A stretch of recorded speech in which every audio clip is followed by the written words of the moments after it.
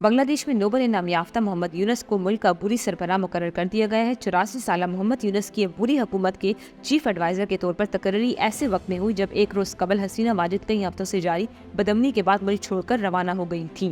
اگرچہ پروفیسر یونس کو micro lance کے استعمال پر سراہا جاتا ہے، لیکن حسینہ واجد نے انہیں عوام دشمن قرار دیا اور حال ہی میں ایک مقامی عدالت نے انہیں سیاسی محرکات پر مبنی کیس میں قید کی سزا سنائی۔ مظاہروں کی قیادت کرنے والے طالب علموں کا کہنا تھا کہ وہ فوج کی قیادت والی حکومت کو قبول نہیں کریں گے اور انہوں نے پروفیسر یونس کو عبوری انتظامیہ کی قیادت کرنے پر زور دیا تھا۔ پروفیسر یونس کی چیف ایڈوائزر نامزد کرنے کا فیصلہ صدر محمد شہاب الدین، فوجی رہنماؤں اور طلبہ رہنماؤں کے درمیان ہونے والی ملاقات کے بعد کیا گیا۔ پروفیسر یونس کا کہنا تھا کہ جب اتنی قربانیاں دینے والے طلبہ مجھ سے اس مشکل موڑ پر قدم رکھنے کی درخواست کر رہے ہیں تو میں انکار کیسے کر سکتا ہوں۔ ان کے ترجمان نے بتایا کہ وہ پیرس سے ڈھاکہ واپس آ رہے ہیں، جہاں ان کا معمولی طبی معائنہ کیا جائے گا۔ 83 سالہ نوبل انعام یافتہ محمد یونس کو جو عالمی سطح پر غریبوں کے بینکر کے طور پر پہچانے جاتے ہیں، مائکرو فائنانس قرضوں کا ایک ایسا نظام قائم کرنے کا کریڈٹ جاتا ہے جس کی مدد سے لاکھوں افراد کو غربت سے نکالنے میں مدد ملی ہے۔ یہ بینک، جسے پروفیسر یونس نے 1983 میں شروع کیا تھا، غریب لوگوں کو کاروبار شروع کرنے کے لیے چھوٹے اور طویل مدتی قرضے فراہم کرتا ہے۔ 2006 میں اس کام پر پروفیسر یونس کو نوبل امن انعام سے نوازا گیا۔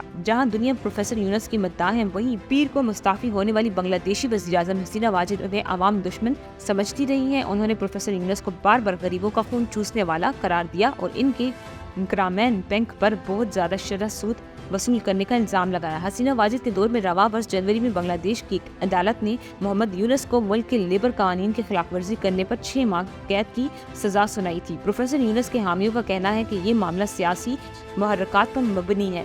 بہت سے لوگوں کا خیال ہے کہ پروفیسر یونس کی جانب سے 2007 میں فوج کی حمایت یافتہ نگران حکومت کی بظاہر حمایت سے ایک سیاسی جماعت بنانے کی کوشش نے حسینہ واجد کو ناراض کر دیا تھا، خاص طور پر اس لیے کہ وہ اس وقت جیل میں تھیں۔